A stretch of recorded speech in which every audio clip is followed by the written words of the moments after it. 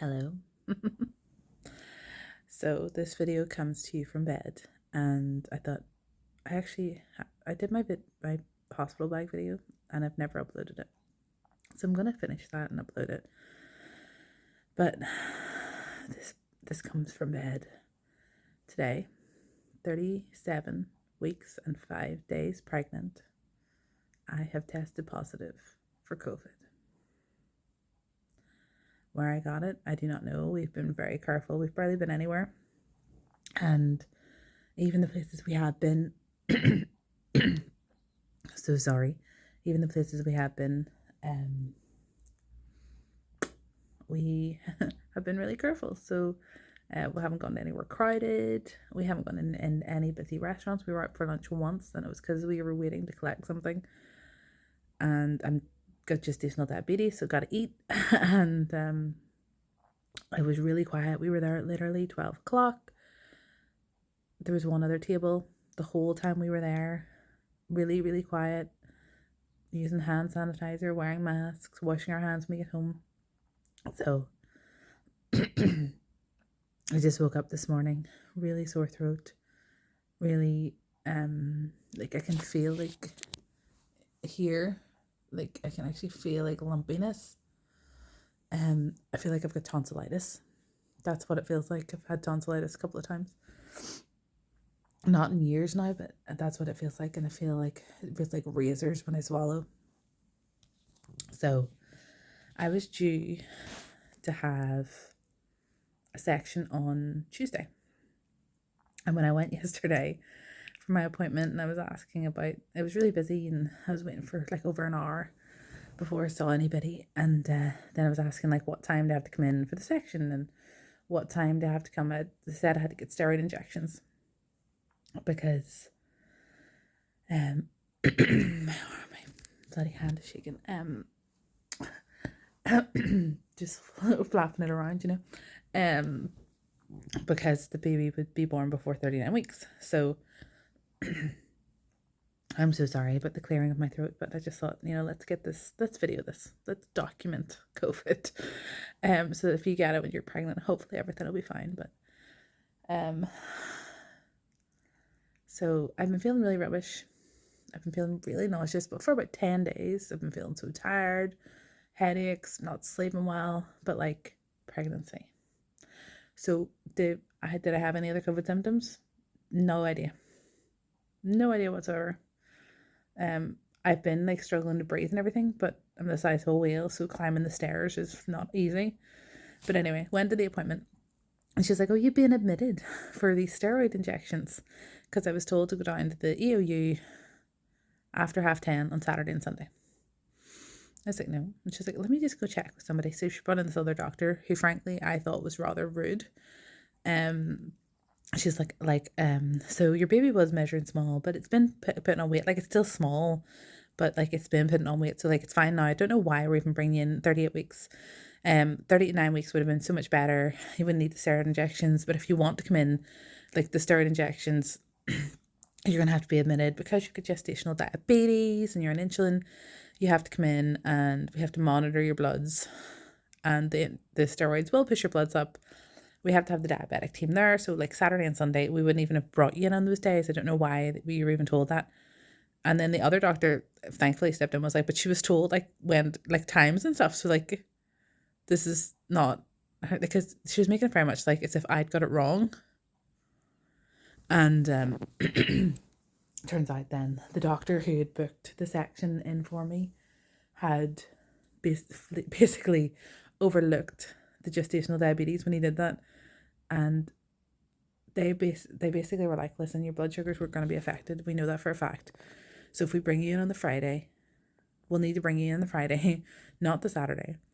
Because, so as in like tomorrow. Because I went to the hospital yesterday is Wednesday. So tomorrow, which would be the, who knows? Let me check my watch. Oh. Tomorrow would be the 4th.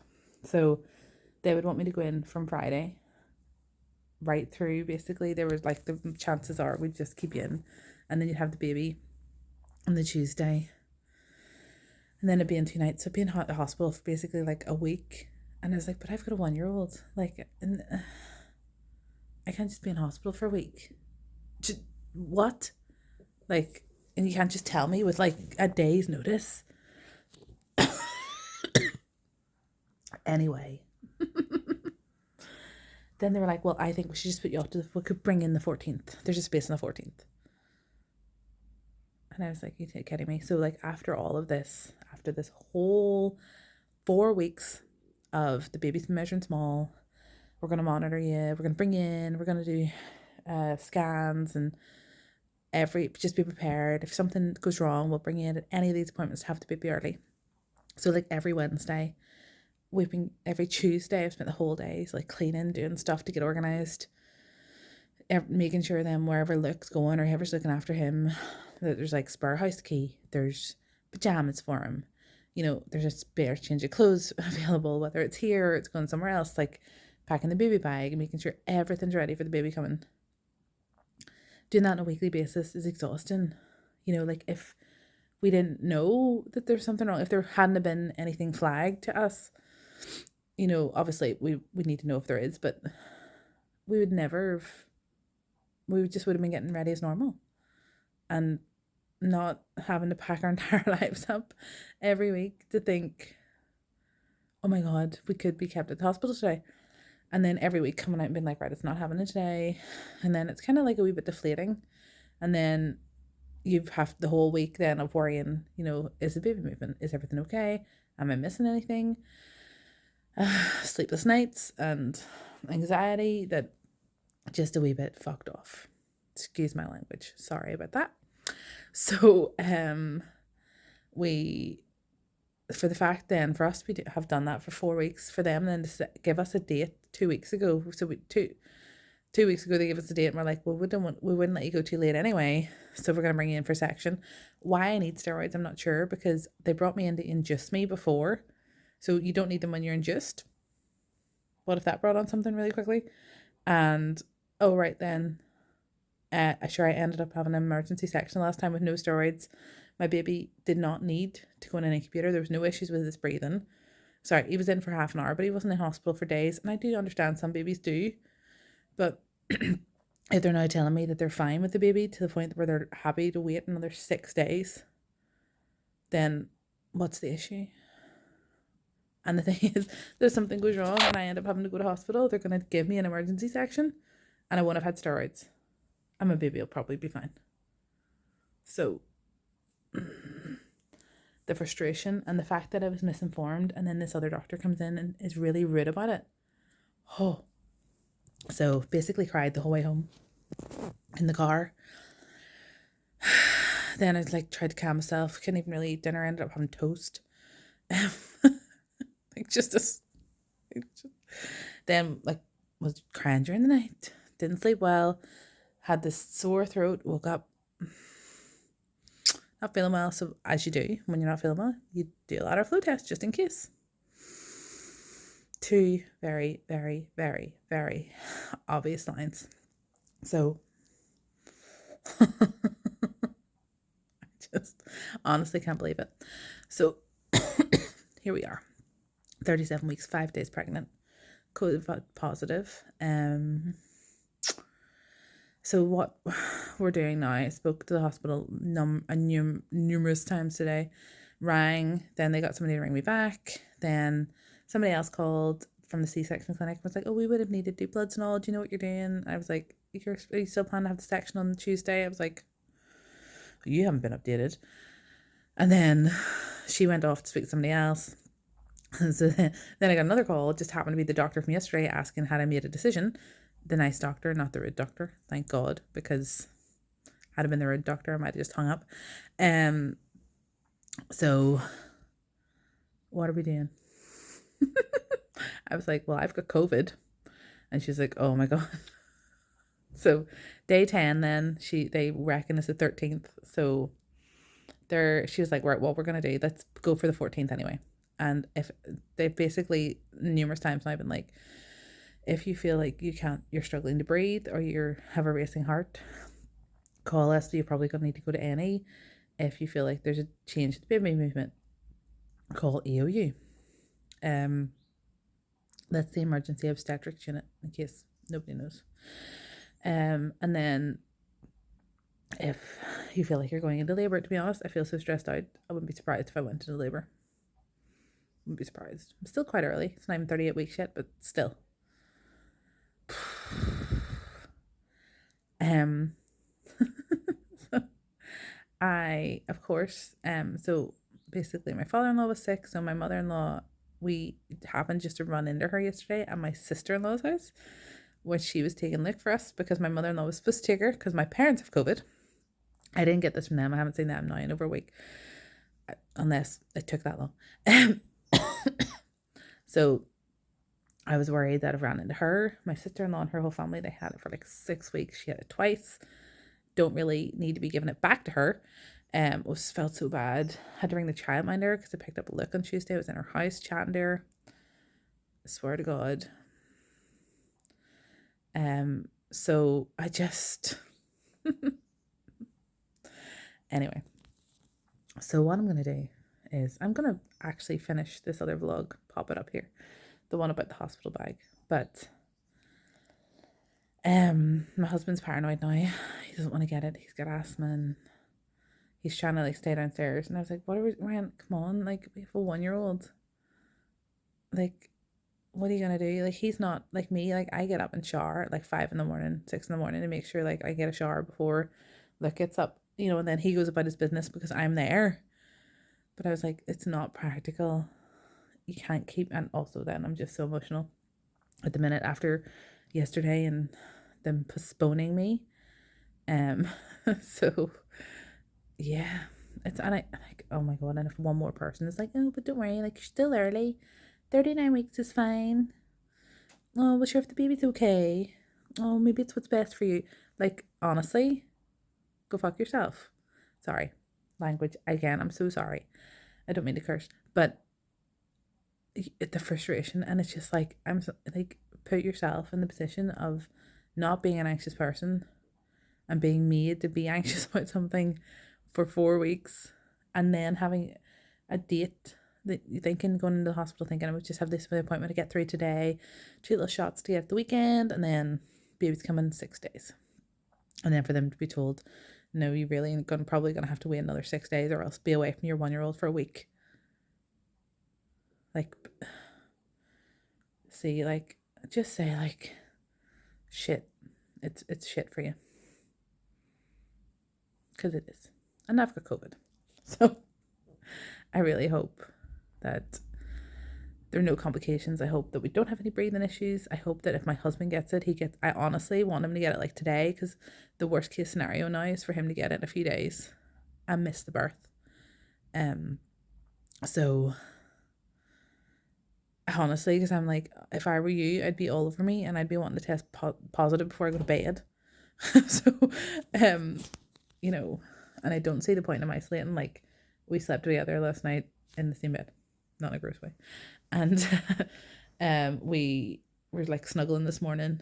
I've been all over Luke, like he's one. I tested in the kitchen, then Ryan was like, let's just have breakfast. We'll deal with this after. And then I think at some point when he went to get dressed, he realized, oh my God, I really don't want to get COVID. So anyway, he made me go upstairs, but I was crying my eyes out without Luke, and it's just been a really hard couple of days. And now I've COVID, and literally it's like my tear ducts are like, let's see how busy we can be today. So that's that. Sorry if the sound on this is really bad. Just my voice is really sore. So my head hurts. My chest has been tight, but I genuinely just have been feeling so shit.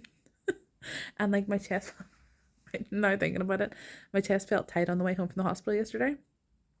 I genuinely was like, just thought it was like anxiety, like my chest hurt, like my heart hurt. Do you know, like that feeling? Which sounds stupid, but anyway, I just feel like my body's at the point of no return, and I'm so done. My body is like, it's somebody else's essentially now, and I'm so sore all the time. And then also to have like my brain messed with the doctors, and like for them to be so unapologetic and changing their minds, and Oh, so I think, sorry, if the camera's shaking, it's my hand. It was a second ago, but it just needs to stop and calm itself. So anyway, I'm gonna end it here, but I'm gonna upload this, and I'll maybe try and do another video in a couple of days. Let you know how we're getting on. But they did actually say that the plan is now we're gonna go with the 14th, and day 10 will be the 13th, and they are gonna bring me in for a checkup next week on Wednesday. They want me to go at 4:30. They want me to wait in the car, call them. So if you get COVID, at least you'll know this. That they should do, like, I'm imagining most places do something similar. Call them to let them know I'm there. Then somebody will call me and tell me that I can come in or where to go. And then they will have a room for me, and I'll make sure that it's like that I'm not having to go past too many people. It'll be the very end of the clinic day, and they'll just do my bloods and everything. So check me, they're like scan, and no, I don't think they'll do a measurement, but they'll just check the fetal heartbeat and, you know, make sure we're all okay. So it's good that they're still gonna give me my antenatal care. So by the time I go to the hospital, it'll be 38 weeks and 4 days. And then I'll be giving birth at 39 weeks and 2 days. So only 5 days early after all this messing about. So yep, just getting a bit of rest today.